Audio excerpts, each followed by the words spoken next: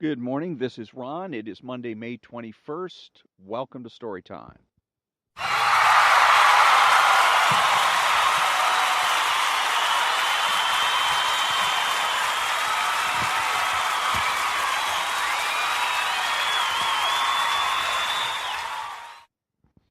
And good morning. This is Ron, your host, the only host in the United States of America that's a true conservative.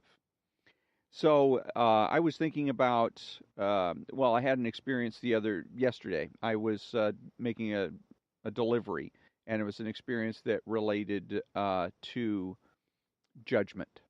You hear from the left all the time, don't judge. Don't judge, don't judge, don't judge. I had a lady at work once shout at me because I made a judgment. Don't judge. And so, what occurred to me yesterday, in part as a response to this particular situation that I encountered, was that the left doesn't want you to quit judging. They want you to change the basis on which you're making a judgment. They want you to change it from judging people based on their character to judging people based on their sociability.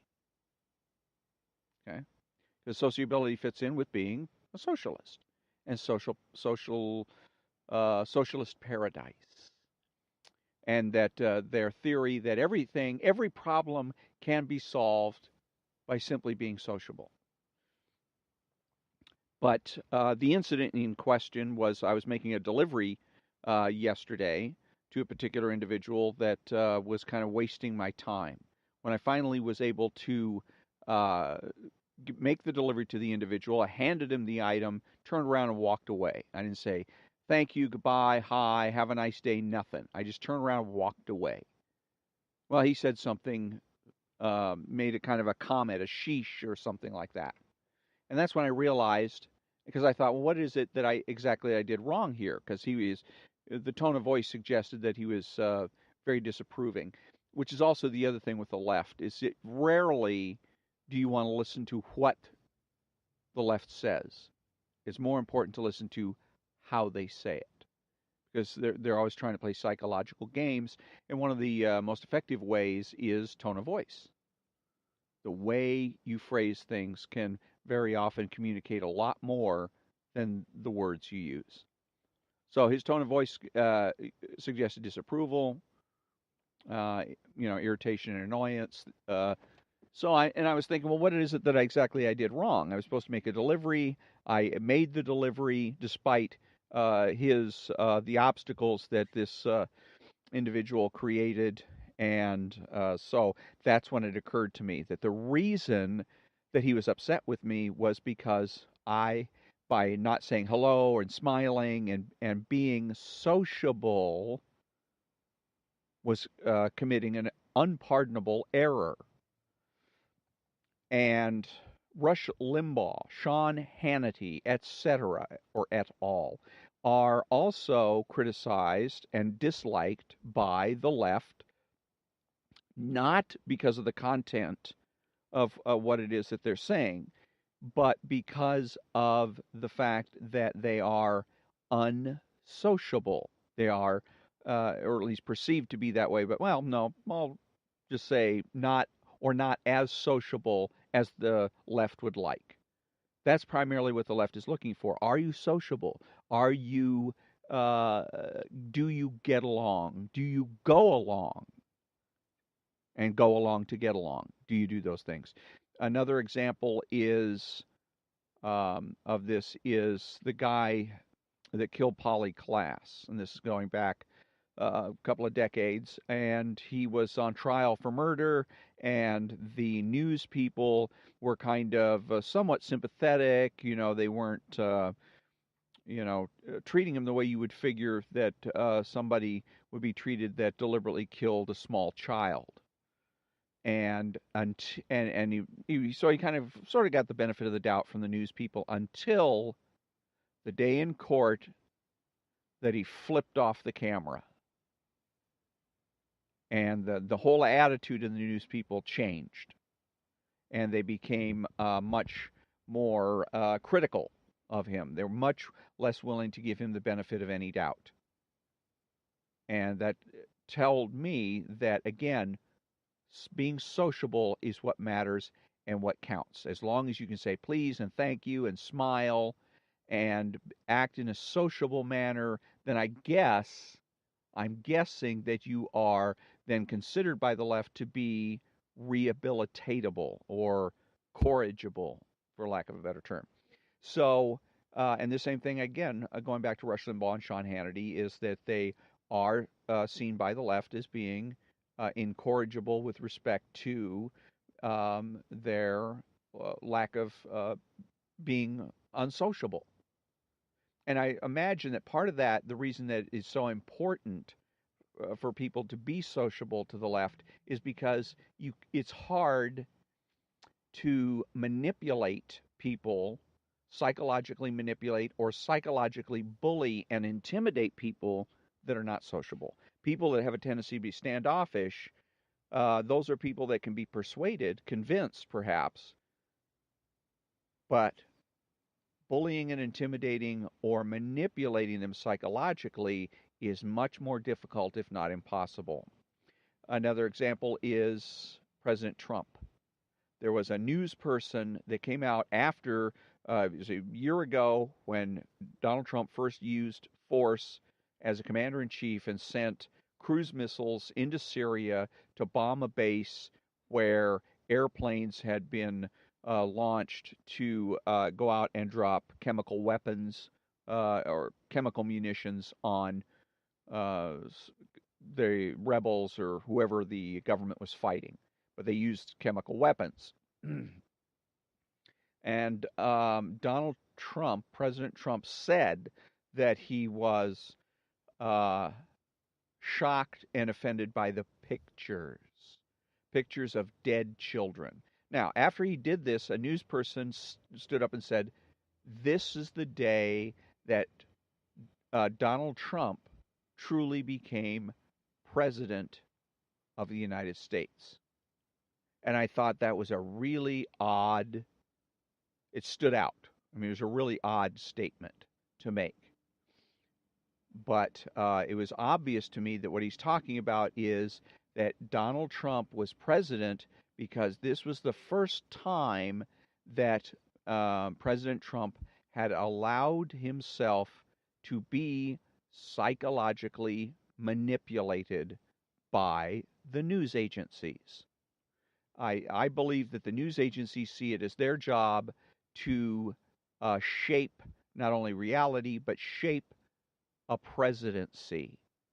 That they're like a check and balance. They're like the fourth branch of government that's there to put a check and balance on all the other branches of government. That the idea of having somebody that's elected and allowing them to do their job, just simply reporting what it is that the individual is doing without being manipulative or coercive is something that the news people just can't understand. They just can't deal with anymore. And again, I think that's why they see Donald Trump as a threat, because Donald Trump knows how to play the psychological games. He knows when his mind is being played with, and he responds accordingly, and that makes him a threat to the news departments. But again, it's an issue of judgment and judging people. The idea is to judge people based on how social they are rather than judging people based on their character, whether or not they are trustworthy, whether or not they're loyal, whether or not they obey the law, whether or not they exercise good judgment, things of that nature. So, when I come back, I'm going to be reading again from the Black Book of the American Left by David Horowitz.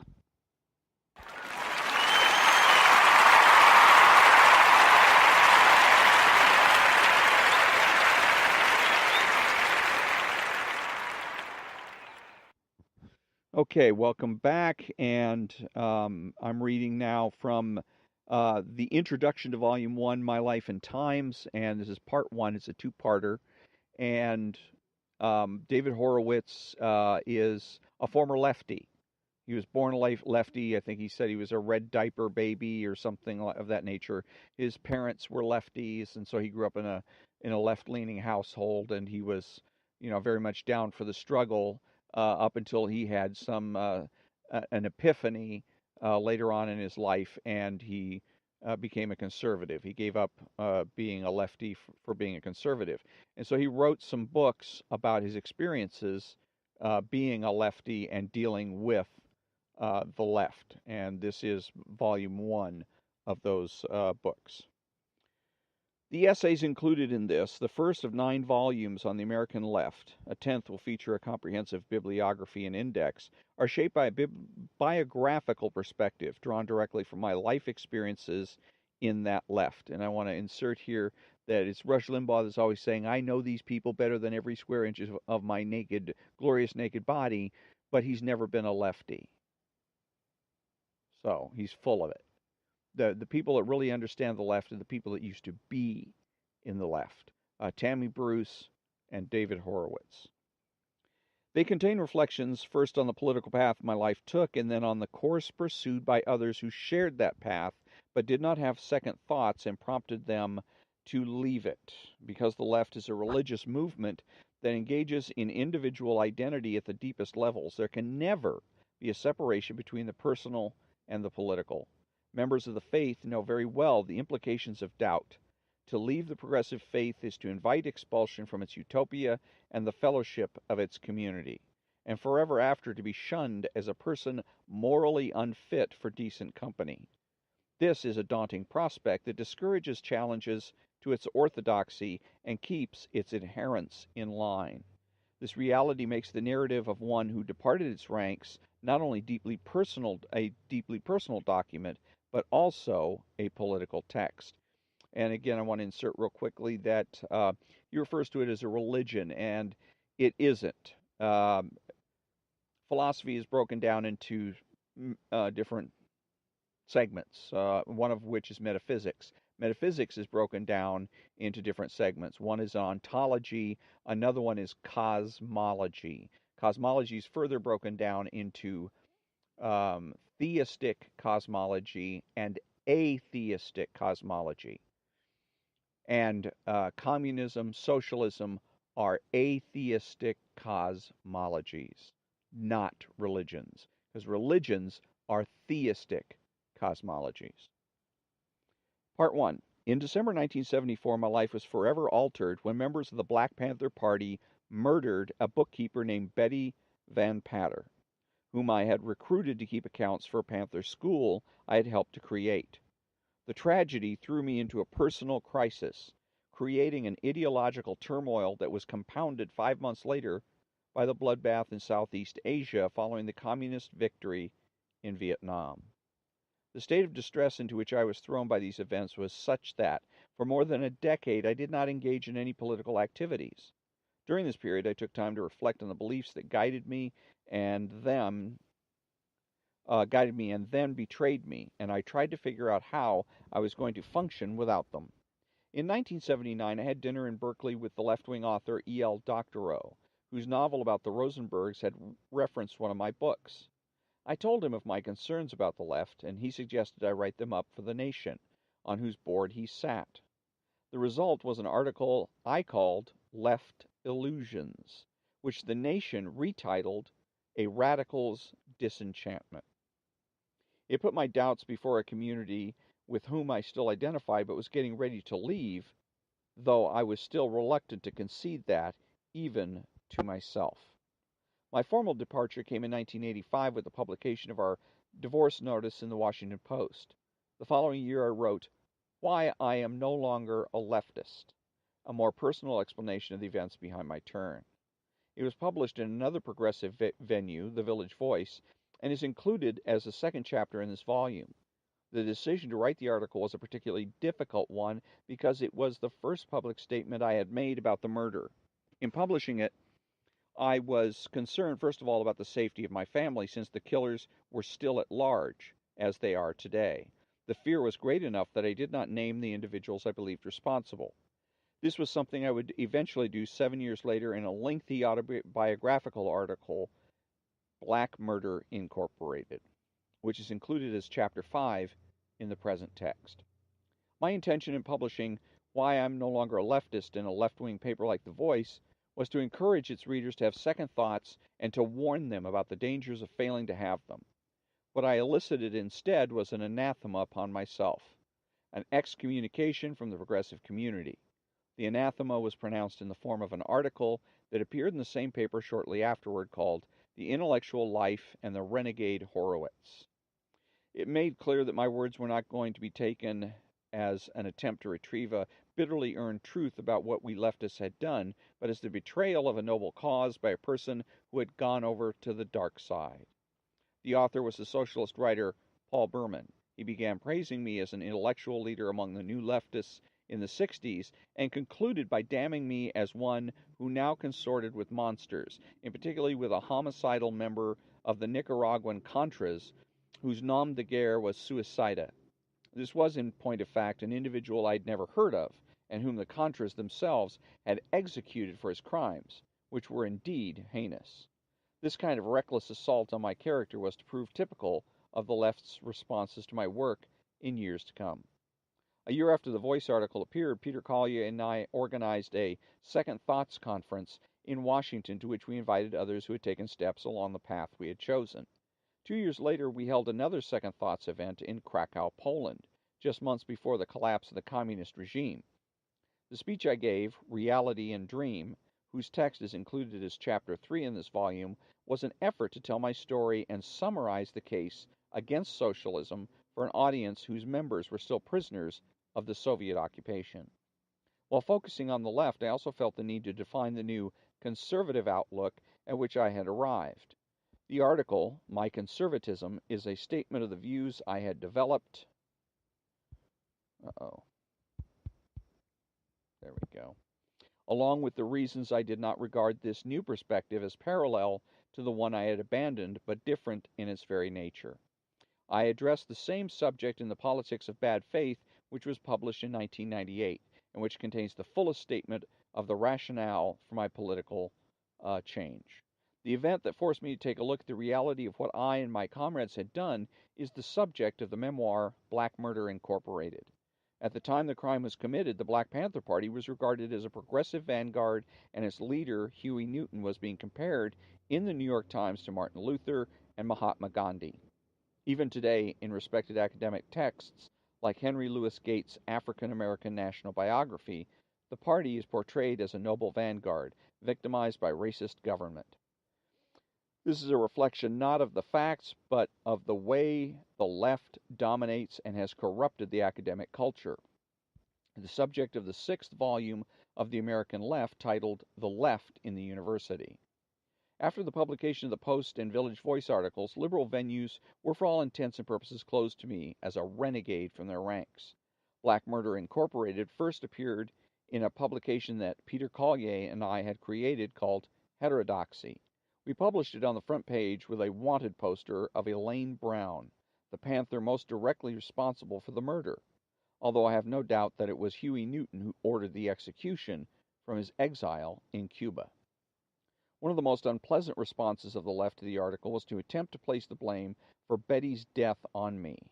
Letter to the Past is my reply to one of those accusations made by a lifelong friend of mine who had remained on the left and who was obviously a friend no more. Our exchange reflects the raw emotions I felt at the time.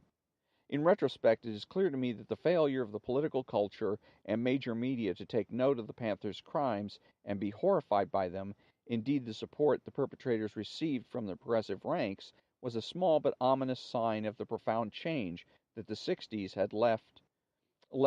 left had worked on the American political landscape. The resurfacing in the 1990s of a violent radical like Weatherman leader Bill Ayers as the intimate political ally of a future American president is a parallel phenomenon.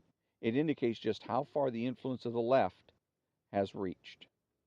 Progressives are necessarily forced to choose between the future they desire and the reality they inhabit. The primary moral obligation of a revolutionary is to destroy the existing social and political framework in order to prepare the revolutionary future, and radicals perceive America as the principal defender of the capitalism they hate all over the world. Consequently, a radical politics generally leads to uncertain loyalties to country and community. Yet leftists have succeeded in making the issue of their loyalties the most taboo of political subjects, deploying blanket charges of McCarthyism and witch hunt as a way of silencing their critics. As someone who experienced the conflict between principles and country directly, I have inevitably made them a focus of my work. Treason of the Heart, an article written to promote my autobiography, Radical Son, includes the accounts of 3 episodes described in the book which dramatize this conflict. Having rejected the left, I quickly discovered that the political center where I expected to find a home had vanished, while outlets for my work that I expected to be available had shut their doors to me. A political romance was written at the request of an editor at the New York Times Sunday magazine, who wanted a piece for the weekly Lives feature located at the back of the issue. I undertook the assignment as a challenge, another attempt to sum up in succinct fashion the hard lessons I had learned. But when I submitted the article, the editor rejected it by saying that it wasn't the type of piece the Times had in mind for the future. I was skeptical of this explanation and suspected that what the editor really didn't like about the article was its political conclusion rejecting the left. This was borne out a few weeks later when the Lives page featured another piece, which was also about the left and was written as though it had been commissioned in reply to mine. The author was a leftist who admitted to some second thoughts about what she and her comrades had done in the 60s, but, in contrast to me, resolved not to abandon what she still regarded as a noble cause. This episode provided a particularly dispiriting indication of the media environment in which I was now operating. Despite my quarantine as a conservative, I was still interested in engaging younger leftists, hoping I might help them avoid the painful lessons I had been forced to learn. Think Twice is an open letter to young people who protested against an American response to 9/11 within 2 weeks of the attack. Almost a decade after publishing Radical Son, I again turned inward in a series of books that I regard as my best writing. They include The End of Time and A Point in Time, along with the memoir I wrote about my daughter Sarah, A Cracking of the Heart. Those reflections articulated the themes that have animated my life's work. The End of Time in this volume is a presentation I made to promote the book. It consists of excerpted passages interspersed with commentary and provides a glimpse of how I came to connect the personal with the political in the autumn of my career. What my daughter taught me describes the dialogue I had with Sarah before her untimely death about the way in which human beings might make the world a better place. My daughter Sarah was a compassionate soul, and our discussions were the kind of dialogue I missed on the infrequent occasions when liberals bothered to address my work. The most unpleasant aspect of my political odyssey has been the relentless, often malicious distortion of the positions I have taken by those who disagree with my political conclusions. 3 of the last 4 articles in Part 1 deal with this phenomenon. The first, Getting This Conservative Wrong, is my response to an academic historian named Kevin Mattson, who profiled me in a book called Rebels All as the exemplar of a postmodern conservatism, ascribing to me views I simply did not hold. This was typical of the responses to my work by critics from the left who rarely engaged my ideas in an intellectual manner, but picked at them hoping to find ways to discredit their bearer.